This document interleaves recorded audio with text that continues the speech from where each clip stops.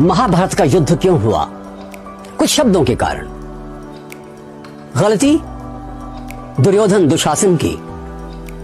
कर्ण ने कहा वैश्या द्रौपदी को, और द्रौपदी ने भी गलती कर दी, अंधे का बेटा अंधा कह दिया दुर्योधन को। परंतु उसका बड़ा अपमान हुआ भरी सभा में, उसको निर्वस्त्र करने की चेष्टा की गई। वो भूल नहीं सकती थी, बार बार याद दिलाती थी अपने पांचों पतियों को कि तुम्हें बदला लेना है। एक बार तो अर्जुन ने कहा भी कि तुम्हें केवल अपने प्रतिकार की लगी हुई है और हमें युद्ध लड़ना है। युद्ध जीत लिया पांडवों ने।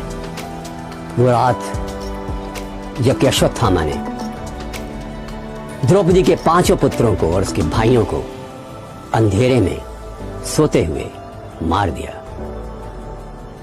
अनर्थ था ये। पकड़कर उसको लाया गया। कृष्ण का क्या सजा मिलनी है इसको बताओ द्रौपदी। अर्जुन भी थे, भीम भी थे, सब खड़े हुए थे। द्रौपदी को ख्याल आया कि अश्वत्थामा की मां कृपि अभी जिंदा है।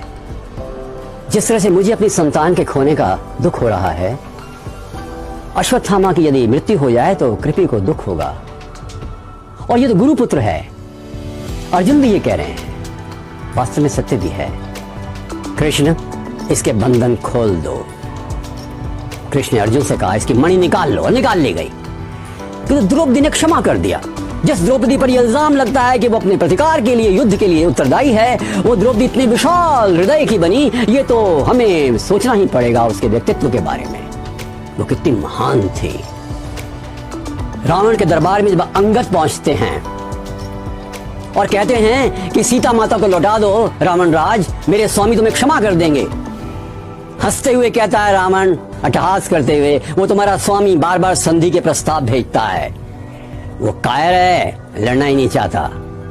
पता है अंगद ने क्या कहा? रावण राज, क्षमतावान ही क्षमा कर सकता है, मेरे स्वामी क्षमतावान है। गौतम बुद्ध जा रहे थे एक नगर से।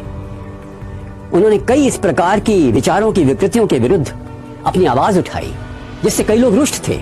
एक व्यक्ति आया, उसने बुद्ध के चेहरे पर थूक दिया। बुद्ध ने अंगोछे से साफ कर लिया। प्रिय शिष्यानंद ने कहा, भंते मुझे आज्ञा दीजिए, इसको दंडित करो। उसने कहा नहीं, ये कुछ कहना चाहता था, इसने कह दिया। उसने कहा कि ये क्या कहा उसने? उसने कहा उसे कहने का तरीका है, मुझसे रुष्ट है। बुद्ध ने इसको क्षमा कर दिया। दूसरे दिन वो व्यक्ति वापस आता है, कहता है, हे बुद्ध, कल मैंने आपके चेहरे पर थूका और आपने क्रोध भी नहीं किया, क्यों? बुद्ध ने कहा, क्या क्रोध भी मैं तुम्हारे कहने पर करूंगा? उसने पैर पकड़ लिए। बुद्ध ने कहा, बहुत देर हो गई।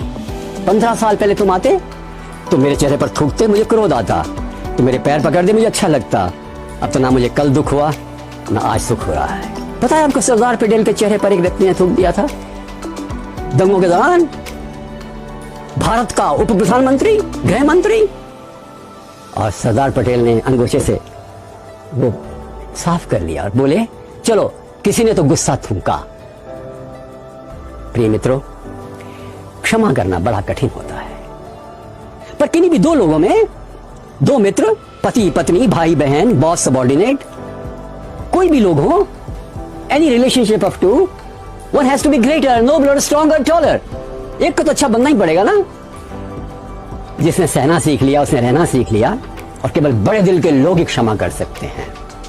Forgiveness is very important. और इस प्रकार से हमें इस फॉरगिवनेस को एक रूप देना चाहिए, हमारी आत्मा की आवाज बनाना चाहिए। अमेरिका में जब मैं पढ़ा रहा था तो मैंने एक पुस्तक ली, फॉरगिव एंड फॉरगेट। वो पुस्तक मैंने फ्राइडे को ली थी और सैटरडे की मॉर्निंग तक पढ़ डाली, और मैं 2 दिन तक काफी परेशान रहा। उस किताब को पढ़ने के बाद, वो किताब गजब की थी। उसमें पहला चैप्टर है, अपने मित्रों को क्षमा करो, क्योंकि तुम्हारा साथ दिया उन्होंने, गलती कर दी तो क्या हुआ। अपने शत्रुओं को क्षमा करो, क्योंकि उनके कारण से तुमने स्वस्थ प्रतियोगिता करके अपने आप को आगे बढ़ाया है। वो तुमसे ईर्ष्या करते हैं। अपने बॉस को क्षमा करो, क्योंकि वो तनाव में रहता है। अपने सबॉर्डिनेट्स को क्षमा करो, अधीनस्थों को क्षमा करो, उतने तनाव में वो नहीं रहते, जिम्मेदारियां जो तुम्हारी हैं उसकी नहीं है। अपने कोलीग्स को क्षमा करो, क्योंकि हो सकता है ईर्ष्यावश तुमसे द्वेष करते हो। अपने भाई बहनों को क्षमा करो, उनके साथ तो प्यार की जिंदगी गुजारी है, जीवन साथी है वो, क्या हुआ अगर कभी कुछ कह दिया तो। पर अगले 3 अध्याय काफी कठिन थे पढ़ने में। अपने माता पिता को क्षमा करो, जिन्होंने प्यार दिया है कई बार कटु भी हो सकते हैं। अपेक्षा और उपेक्षा दोनों का द्वंद्व चलता है, क्षमा करो उनके प्यार के खातिर। अगला अध्याय था अपने आप को क्षमा करो। तुमने भी कई गलतियां की हुई हैं, क्या गलतियों का पूरा गट्ठर उठाकर चलते रहोगे? Forgive yourself, liberate yourself from the burden of guilt। पर आखिरी चैप्टर चुनौतीपूर्ण था।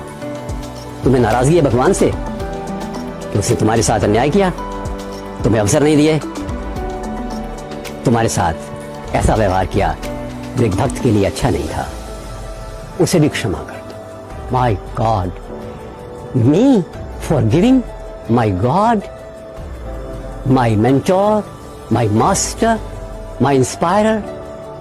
परंतु पुस्तक को पढ़ने के बाद लगता है कि शायद when we grow up, we really develop in ourselves a capacity to tolerate and forgive। ऐसा होना ही चाहिए।